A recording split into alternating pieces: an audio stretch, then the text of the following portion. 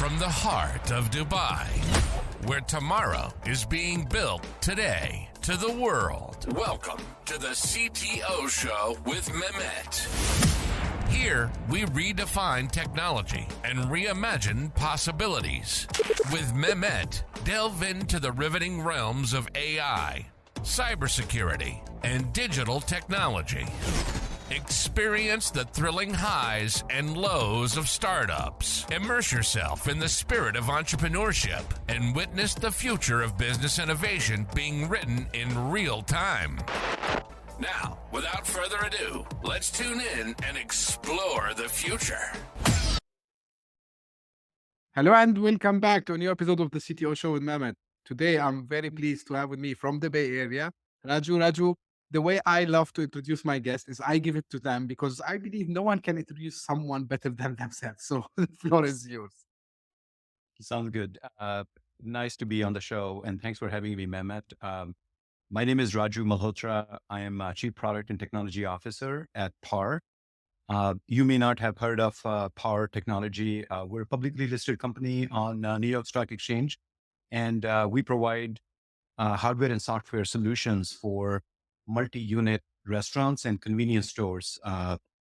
And just to give you a little bit more perspective, in US, for example, if you ever walked into a Five Guys, Sweet Greens, Tropical Smoothie, Taco Bell, Papa John's Pizza, you've probably seen our products in action.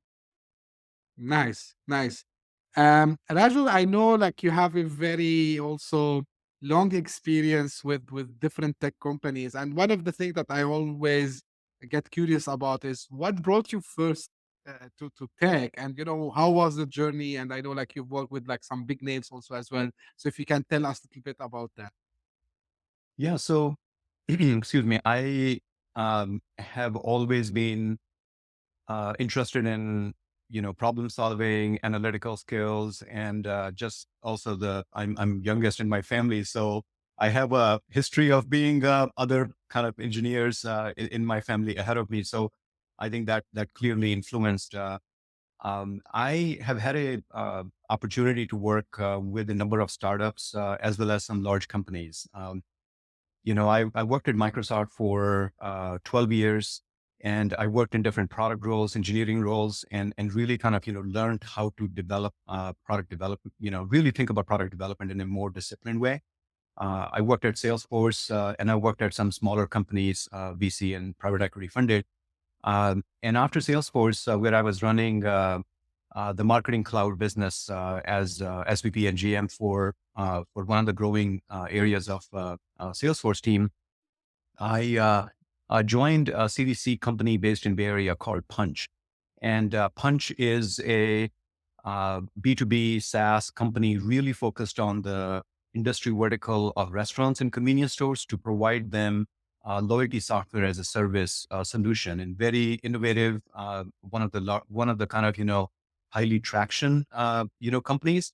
And I joined them, really had a lot of fun, and I ended up at PAR because PAR acquired us a couple of years. Nice. So Raju, one of the things that always I'm curious about, because you've worked with startups and you worked for like big babes like Microsoft and Salesforce. So how is the transition, from being with a giant like Microsoft or Salesforce versus, working in a smaller company that, of course, at the end, we know it might become also something big. So how is this transition? I'll share with you my experience, and obviously the disclaimer, everyone's mileage varies. Right. It was painful. It was painful for me. And I'll tell you some of the very basic things you take it for granted when you're working for a large company. And all the bets are off when you are in the much smaller startup company. Just as an example, when you're at Microsoft and you're a product person, engineering person, and you make a call to somebody for partnership, you get access to their APIs or documentation, you get a lot of love. You say, oh my God, this is so-and-so. Now really, when you are the same person, you have the same capacity, educational, skills, and, you really want to be successful and make other people successful, but you pick up the phone and call somebody as a startup person. obviously you get in a long queue right at the back, and you don't get as much love. So I think that takes getting used to in the beginning, but it's also, I think in my case, fostered that sense of independence, and also sense of clarification of what really is in it for the other person, other party, and really kind of explain that.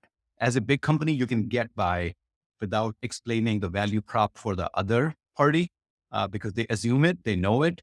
I would say, in my case, it was very exciting, rewarding, huge learning experience, but I would say it's not for the faint of heart. I think expecting a hockey stick type of learning experience, anyone trying to make it switch between a large company to small company is good. And I would say it's the same thing. When we got acquired in prior companies and became part of a large company, from a startup going to back to a big company, it's a lot of adjustment there too, because there's a level of autonomy that you have in a smaller company, as you imagine.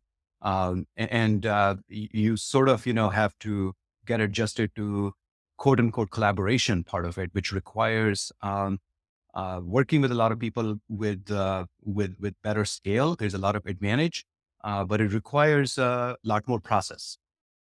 Yeah. And I think this is something common, Raju, and you might also agree with me to your point, because, majority of I'm very passionate about reading, about startups in their early stage and then seeing them. And we see like when these small startups tries to go and talk to big companies, they get neglected. Sometimes even, for example, when even they say, okay, guys, like you might want to acquire our technology, or you might make a merger with us, and then no, like you are the small guys, we'll not look at you, and all of a sudden things change. So I believe this is something. Uh, to be honest with you, I worked as a consultant for also number of companies, and you're right. Like it's very different when you a sales rep from Microsoft calls the customer versus someone from a startup. Who are you and what you do? Like I never heard about you before.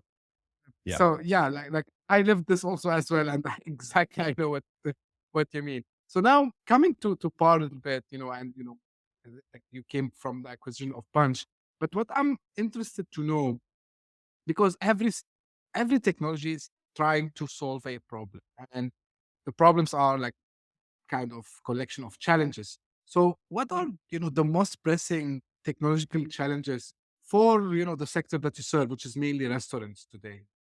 Yeah. And Mehmet, if I may just step back a little bit, I think before even Sure. I talk about the technology challenges we're solving, I spend a lot of time with the CTOs, CIOs, with some of the largest brands within the restaurant industry, and they have, hundreds or thousands and tens of thousands of locations all over the world. And they're really thinking about, how do I match my technology investment with my business strategy, what my CEO and CFO and COO, president, they care about, my board cares about, and how do I kind of get accelerated on the value I get from large investment they already have in technology. So I would say there are three big challenges that our customers are trying to solve on a business level. And in fact, they Hmm. map exactly to the technology challenges too. And those seem very high level, but I would say this is sort of very much a distillation of what I learned from the senior level discussions. Number one, they want to make sure they have the best guest experience. And guest experience, even though someone walks into a restaurant in person, or is on the website, through their app, even through third-party delivery services. So guest experience is number one. Number two, they want to make sure employees get the tools and processes that are very important to deliver that guest experience. Let's not forget, restaurant industry in the US is the largest private employer. Based on the Bureau of Labor Statistics from US government, there are 12.5 million employees that this industry employs. And there are 850,000 locations that we're talking about. So the employee, it's really, I think, important to make sure the brands are taking care of their employees and actually supporting their tools, supporting their employees, provide the tools so they can deliver the guest experience. So those are the two things. Hmm. And the third one is really kitchen operations. Um, every restaurant, by the way, if I don't know how many folks realize this, every restaurant is a mini factory. You walk into and you think about ordering a taco, burrito, pizza, etc. There is so much going on in the back, in the restaurant, and there's so much going on in the back office, above store, in their headquarters or regional offices, etc. So really thinking Right. about operations in a way that simplifies the life of for their employees that are standing in front or taking orders and delivering orders to the guests. At the end of the day, they are the customers. They're paying, coming back, and not just coming back for food. Of course, you come in for food anytime you go in, but also the overall guest experience, right? The ordering and the loyalty and everything else was actually as the guests expect. So the three problems I think they are trying to address on a business level and technology level are about how do I engage with my guests? How do I engage with my employees? And how do I scale my kitchen operations so I can keep delivering the type of experience my guests expect me to do? Hmm. And how you help in this, like out of Yeah. Oh, yeah. curiosity? Great. Great. So PAR has been around for a while, so we have a benefit of that sort of understanding our customer needs. But we also have built a lot of organic and inorganic capabilities. So really five software capabilities, and we provide, as I mentioned, hardware and software solutions. So we really think about it as a solution.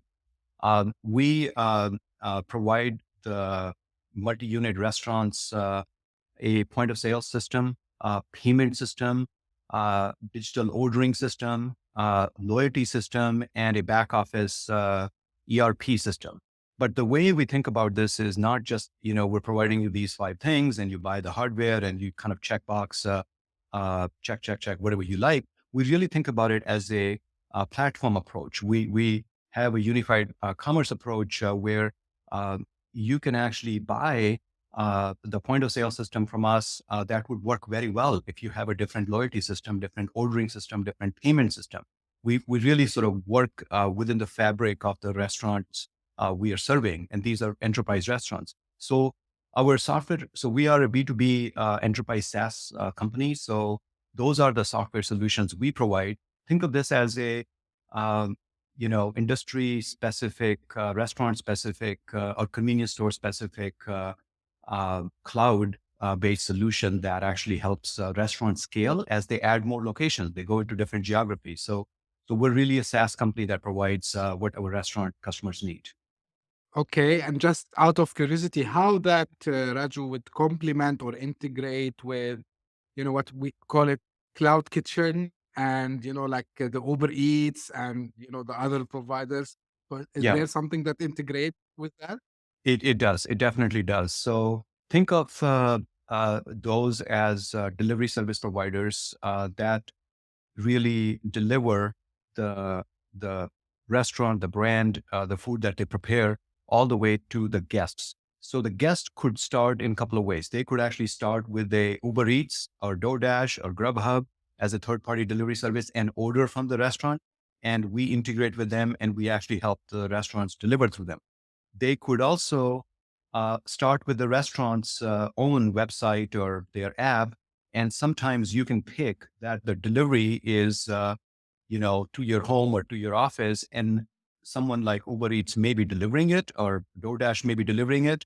But you also, this is the engagement you have is with the brand, and we support that too. We also have integrations, in fact, with different types of restaurants, ghost kitchens, cloud kitchens. In fact, we have 500 plus integrations as a company. Uh, that's really a prerequisite as an API first enterprise company to support really as many partners as we can, because our customers really, at the end of the day, they want all that experience. Hmm. So, what are like some? I know maybe AI would come to the first to the mind. But I mean, what are the trends happening in this industry? And the reason I'm asking, because it's one of the, I know in the US it is like very hot, but here, for example, in Dubai and the rest of the Middle East, people loves food, and the food tech, I would say, is something on the rise. So what are some of the trends and what are some of the emerging technologies that are getting integrated with like the offerings that you provide, or as restaurant or like food tech in general? How much time do you have, Mehmet? Because that could be, at least 3 or 4 episodes of the podcast. But I think it's, so first of all, I think, everybody, obviously we have to eat food multiple times a day. Everybody, has their own expectations about the food. But I think your point about food tech actually is on a roll, right? It's on fire because there's so much investment, so much innovation going on. So I wouldn't even limit it to AI. Generally speaking, just to keep it simple, the three things I mentioned, our our customers actually care about, right? They care about guests, they care about employees, they care about kitchen. And there is innovation happening on all three of those things. So for example, on the kitchen, um, many of the brands we work with are experimenting with automation, robotics, because, getting the fryers and kind of moving the fryers in the back, doing that like multiple times an hour is really not ideal for any human being to be continuing to do that. It's not necessarily aspirational job for anyone. So there is a lot of there's a lot of investment in how do we actually support the employees to keep them safe, to actually use robotics wherever we can on the kitchen automation in the operational side of it. On the employee side, there is a really pretty much a playbook of automating the workflows that as an employee you come in, you check in, do your shift, and how do you use your systems and technology like point of sale and payment, etc., to really kind of do the most important thing why you are as part of that restaurant, which is to engage with the guest and deliver them the best experience, not only the best food uh, to them. So I think there's a lot of improvements on the AI side, on the workflow automation for employees. I personally am very excited about the, behind the scenes sometimes innovations that are happening on guest engagement. And that has been going on, by the way, for a while, not just the generative AI, predictive AI. And in that area, really, how do you personalize offers based on, your kind of tastes and your flavors? And it's so interesting. We talk about AI and predictions and generative AI. There is so much power of zero party data. And zero party data is when I become a part of loyalty program for a brand, oftentimes they ask me my preferences. I might be vegetarian. I might have shellfish allergy. I might have so and so. So it really is a very simple, point. You would expect that I'm not getting any offers for shrimp cocktails because if I tell you I have shellfish allergy, I hope, as a loyal customer, you're not trying to kill me off. Uh, and I think there's a lot of preferences. There's a lot of AI that comes to improve the guest engagement. So I think this is a very exciting topic. I think all the way from kitchen operations, guest engagement, employee, uh, the food tech, the technology is playing a huge part in improving all the facets and really doing it at exponential level. That's great insights, I would say. And we need to watch this space because um, it's very rapid also, Raju. Like I like to follow different trends, and I think this is a lot of innovations are happening now. Let's shifting gear a little bit. So in your current position, and from the career you had, so always you were on the product side, product management side, like product officer side, and CTO at the same time. Now, I know that a lot of time these two roles, can be merged, like in your case now. But the product people, they are very special people. And, I was curious a lot because when I was interacting, when I was a consultant with the product team, I was enjoying, the conversation because it's very different from speaking to the engineering team. Like, although like, but what I want to understand from you, and maybe this is also can be a hint to the audience who are now thinking, okay, should I take the product route? Should I take the pure engineering route and become maybe later a CTO? So if you can highlight, where these two roles intersect and where they are, different. Yeah. By the way, first of all, I think you're right. These are different roles, especially if you're starting out in your career.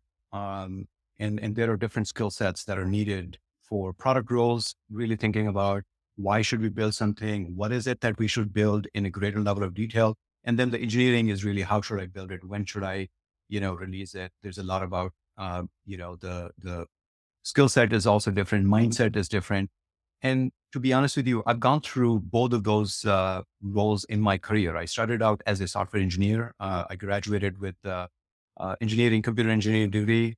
I enjoyed the idea of writing software, but I also found myself in some discussions where I thought the decisions that were being made at the product level were affecting my job and my role as a software engineer quite significantly, especially as you progress in your career, and then you start contributing to the product discussions, right? And then I kind of got my toes dipped in that water, and I really started enjoying that job of being or at least a contributor to the product discussions about what is the product strategy? Why are we even doing this? I mean, of course, I can write some software to implement the strategy you have. And that's where I think I realized this point that you just mentioned. And it's a very important point, that these are different roles. You cannot bring a same mindset of, oh, I can do it over a weekend. This is a very classic engineering response. Oh, yeah, I can do it, in a weekend. We shouldn't really, maybe think about it. And then, and that's good in some ways because you have a level of scrappiness. But the important inflection point in my career came when I started asking the question, it's not that I can build it. Should this be built? Should this actually, why are we actually even investing in building something going down? Doesn't matter, it takes one weekend or 1 month or 6 months. What are the problems we're solving from a customer perspective? And is this the best way to solve it? And oh, by the way, are we solving a problem of today or yesterday, or are we solving a problem of future? Because you don't want to necessarily solve the problems that customers told you yesterday, because by the time you deploy it, you're already behind the curve. So I think that mindset difference is very important to realize when you are in that sort of product role. Frankly, it's important when you become senior engineering role too. I think, there is a school of thought that good engineers probably don't make good product people. I don't agree with that. I actually think the core skills, if you really go to the very basic of both product and engineering skills, are really about analytical problem solving, and it's about being curious. And I think all the good engineers I know are very curious. They ask questions and they don't prejudge things. They don't think about this as, I know this is the solution, etc. They're very curious and humble about, let's figure it out. Let's experiment. Let's see. And if you flip the switch and if you go the other side, that's how great product managers are. They're very curious. They're thinking about, can I actually solve a real customer problem? Would there be a product market fit? Would I be able to scale it? And let's not kind of think about 5-year roadmap. Let's think about what we can do in next 3 months and 6 months, and experiment and have the customer feedback actually drive our requirements. So I think, to answer your question, these are different roles. They do require different mindsets, but I think it's very learnable, especially as you progress. And I would say, I believe in organic sort of way to take this process. It's a long marathon that we have in our careers. I don't think of this as a 1 year, 2 year, 3 year. I think it's really a 20-year, 30-year, 40-year sort of mindset that we should think about. And so what if somebody is thinking about, should I become an engineer or should I become a product person? I mean, I would say it's the Nike, saying, just do it. Just pick something that actually you feel you have an opportunity, and start kind of going down that path. And then over time, you can try something else, contribute as a product person, and then go back and forth. So let your career sort of be almost product managed in the way you would launch a new product, through experimentation and real-time data and feedback from the market. So I don't know if that helps. Yeah, definitely. And I think also, Raju, correct me if I'm wrong, like the product people, like they have also to have the skills of communication, because the stakeholders they talk to is more wide than what the engineering team would be talking to, because the engineering team would be talking actually to product managers, and maybe the design team as well, whereas the product manager is talking to everyone in the company from Exactly. sales, marketing, and this is like very important. And honestly, because I had the chance to interact with some product managers, and the ones that I really found that really were successful in what they are doing, in my opinion, are the ones who were able actually to talk more to customers. Because Yes. okay, you can talk to sales, you can talk to marketing, but if you don't talk much to customers, unfortunately, like you are risking to have, as you said, to your point, maybe you are building something that no one wants at the end of the day. Yeah. So that's Yeah. that's true. Yeah, I think you're spot on. I think the communication skills are important, and it's important to talk to customers, but it's also not to lead the witness, because talking is one thing, but being curious and Mhm. asking questions, open-ended questions, and then learning, what the customers really care about, and then kind of coming back. I would say there is a notion that engineers somehow are not good communicators, right? There is an assumption that is, you have this quintessential genius engineer who's sitting in their, you know, desk or kind of, cranking out code and really has very poor communication skills when it comes down to talking to customers, internal stakeholders, etc. And I would personally challenge that, because it's very different for each, folks. I've seen engineers who are excellent communicators, who are excellent, action oriented, but they still actually are not as successful because they haven't made that mindset shift to the role that product manager plays in the process management, in communication, in really kind of building the set of requirements and then come back. Because sometimes, even if they can develop or they have communication skills, they think they know what the solution already is because they can build it, quote unquote, in one weekend. I think it's more important to have that mindset shift in addition to having the communication skills that someone would have to develop, hone. Um, but I do believe there is a assumption that I would sort of be very explicit about. People who have great communication skills oftentimes have great analytical skills, because they Mhm. can actually synthesize the argument in very, here are the three things that drive, four things that drive. And their communication is very clear and concise because they have strong problem solving and analytical skills. And guess what? People who are writing great software traditionally have great problem solving and analytical skills. So you can argue that they could develop into great communicators if they invest in it. And more importantly, if they think about what the role as a product manager requires them. 100%, I agree with you, and I think slowly, this I would say stereotype of the engineer that you just mentioned, that he's an int or she's an introvert person sitting in the cubicle or uh, in or his or her home, and just in front of the laptop all the time. It started to get broken slowly, and I'm happy. And honestly, I had this before. Like myself, I'm a technical guy, by origin, and I thought like everyone is like me, like they are introverts, like they cannot become more good communicators. And I started to think the opposite the moment that I started to be to be a better communicator, Yep. because all of a sudden I said, okay, if I can do it, they can do it.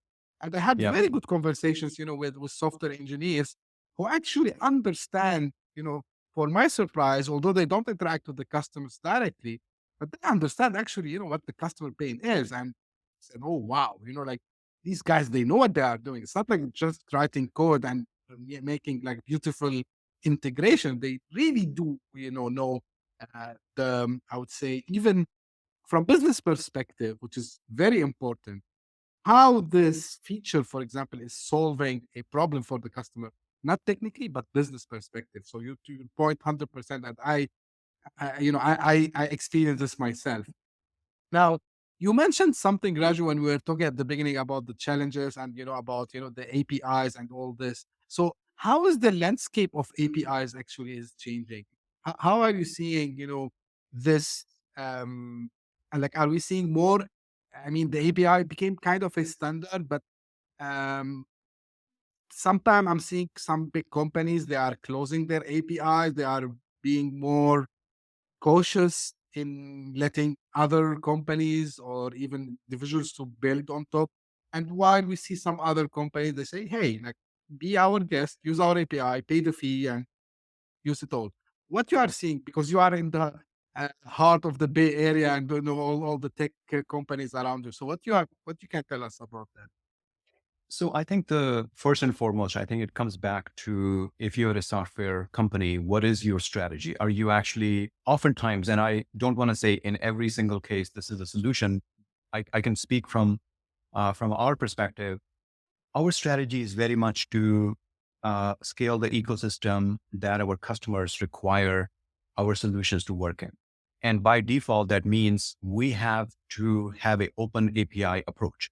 And I, by the way, completely agree with you. It's not a common approach in practice for many companies. I don't know if most companies or many companies, they do like to keep the closed. They don't think about it. And it may not even be by design. It just their legacy, right? They've kind of operated for so long that they got by with a closed solution.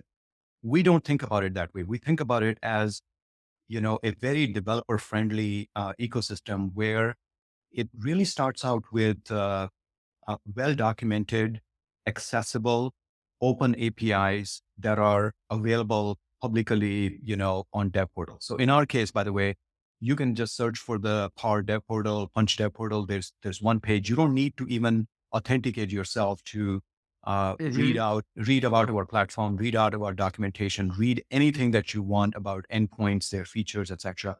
Even kind of request anything that you would like as a roadmap feature. Now, that being said, Open API is a starting point. I think there is so much more that needs to be done to enable the developers to build a solution using those APIs. And in our case, oftentimes, as I mentioned, our customers are the ones that are driving that innovation and integrations, and we have 500 plus integrations. And we expect to have, say, 5,000 integrations someday. So our goal is to, really be as open and accessible and enable our partners to use those APIs to actually scale, much more further. So the overall short answer is, I think in our case, it's very critical. It's in fact a differentiation as a platform approach. That's why we are able to attract and retain and grow some of the largest brands, because it's not even an option for us not to do this. They actually want to work with us because of the open API approach. Now, like when we say APIs and integration, so it's defer to your point, integrating with other solutions to make things easy. And there are the APIs that allows, other companies to build on top of that a platform, right? Now, out of curiosity, and this question I like to ask, and I like to hear different opinions. So, like in your case, it's pretty much different. Like your vertical is set, like it's like the restaurant business, and it's one. To my understanding, it's one platform that solved the main three problems you talked about. But in some situations, we see companies that they have the APIs, and then you see people building on top of these APIs products and even SaaS products. Yep. And then they become under the mercy of the API provider. Like, how risky it is, in your opinion, from both a product person and CTO perspective? What if someone today is thinking to build on top of such platform? So, what are the caution measures they have to take when they build products on top of other product APIs? Yeah. So I think it's definitely something that anyone who's investing in writing an app on top of a platform has to grapple with. This is the same thing that someone writing on a Microsoft platform, on Azure versus even iOS app, because you make a bet that should I do it only on iOS? Should I do it on Android? Should I do it web app? Should I do something? So be very clear. I'm very clear about it. I think there's an ROI argument that the developer has to really, take into consideration. In our case, it's actually provides a lot more flexibility because we're using the open standards, and it really gives you more optionality to not just be locked into one platform, but potentially, have that open communication with the platform through the endpoints using common standards, and you can potentially change those over time. There is a lot of disruption when you're talking about a large chain, which has thousands of locations and thousands of employees. So the upgrade cycle or change cycle is not, very frequent, but you want that optionality if you're a CIO. But I will give you an example. Even though you mentioned, I think it's a one platform, industry platforms, there are so many innovative things that we want to enable, and we know our partners are enabling. I'll give you a quick example. Sure. You would think, how the whole idea of paying and going to a ordering system and point of sale, that sounds very basic, right? You don't think about it as a guest much, but Right. I will share with you some really, very exciting and magical, almost a magical experience that is software, well-built software with the API approach can deliver from a guest experience perspective. One of our brands is Salsarita. It's a Mexican cuisine chain based in US. They're using our point of sale system. They have a payment system, and they also have loyalty system. Using our sort of internal APIs, they've been able to really release, and we help them with releasing a one-tap loyalty experience. Now, what that basically means is if you are someone who wants to buy a burrito or a taco from Salsarita, all you have to do, first time you just go in, you actually use your Apple Watch or your phone to pay for it using Apple Pay. And assuming this is your first time going into this, you haven't downloaded their app, they have a great app, etc. You basically get a Apple Wallet type of notification that basically say, hey, you know what? Do you want to just sign up for our loyalty program? And you don't have to do that right now. You can pick up your food and you just paid for it and you go. Then, you just click on it very easily. It's an Apple experience. It's a native Apple experience where you just say, look at the terms and conditions, and that loyalty card becomes part of your wallet. It's a loyalty wallet. Mm-hmm. Now, just think about it. Next time you go in, all you do is just swipe your Apple Pay. You are earning, you're paying, and if you have any points, you're redeeming those points all at once in one tap from that experience point of view. Just think about it. It took me longer to describe it to you than it Right. actually takes someone to do this, but it's a very magical experience. Like, I think that type of experience is possible because we have that open approach where all these systems work so well that the guest effectively is getting what they came in to get in the first place.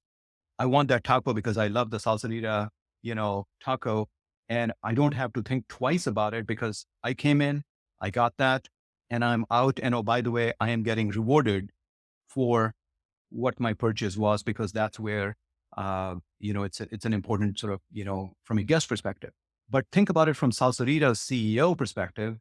They are able to sign up into a loyalty program without forcing someone to download an app, without having a friction in that process. So it's a win-win-win situation from everybody. And it's possible because of the open API approach that we have. So at the end of the day, I think someone who's serious about it, they would invest in kind of, making those experiences because that's important for them to drive value for their guests and really kind of create that flexibility in their tech stack. That's fantastic. And this is, I'm a big fan of automation, honestly. And, you cannot do automation without APIs because if you want to automate multiple systems together, you need the APIs. And I would say, argument, because people ask me sometimes, why you talk automation too much and why you are obsessed? Because I say, if you are a business, your number one goal, of course, is to increase revenue. And the number two is to get your customers to come back again. And this is B2C and B2B, by the way, not only B2C. And number three, you don't want the friction, right? So if I want to pay, I don't want to, get my phone, look at it, and then, do another, people need convenience. They need speed, especially now. So if you can do this, look at your process today, how it is designed, and see where there is a friction and try to automate it. do it. And how you automate, we need API. So myself, I'm get too excited when I hear such stories, Raju.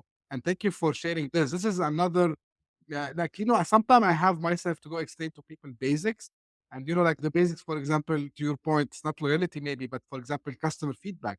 Because, I get angry every time I go to a restaurant and see them still using the paper and pencil.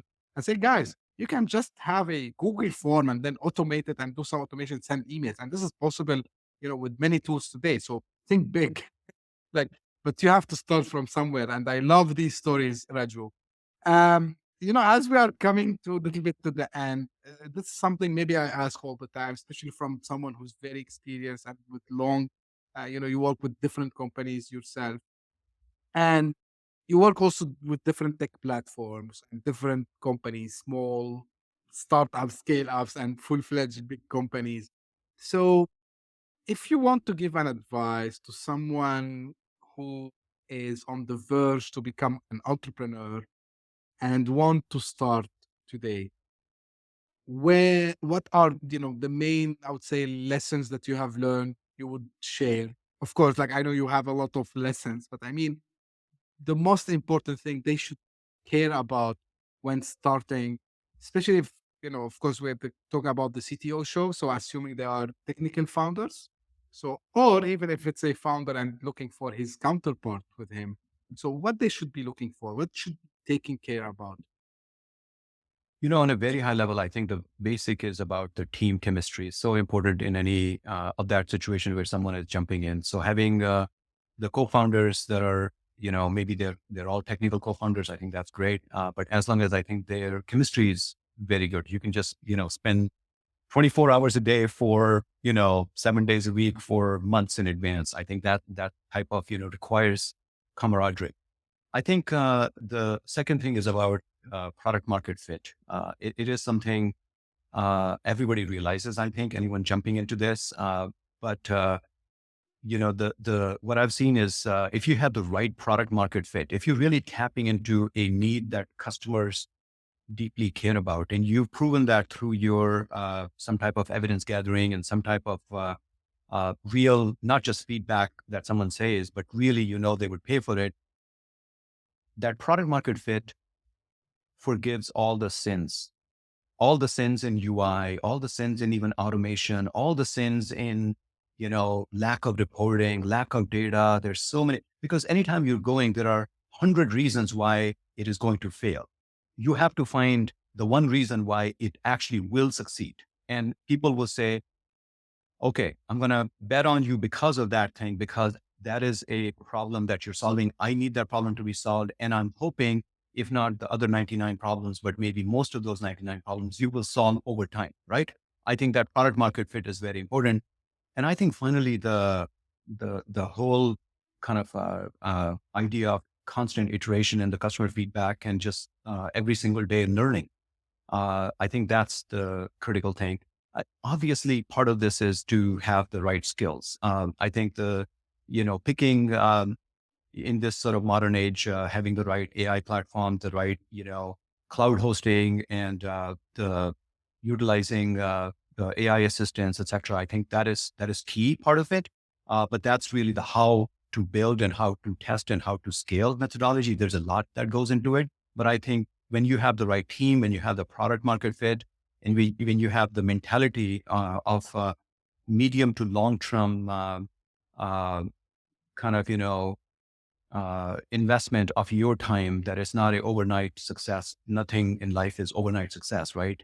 You basically have to have that perspective of, I'm going to fail maybe 40, 50, 60 iterations. And maybe the 61st iteration is where I know the product market fit. I think that long-term marathon, not a sprint perspective, is sort of key to that entrepreneurship spirit. Yeah, great advice, Raju. And, as now I consult some founders, I tell them, guys, like, don't expect to have the perfect product in version one.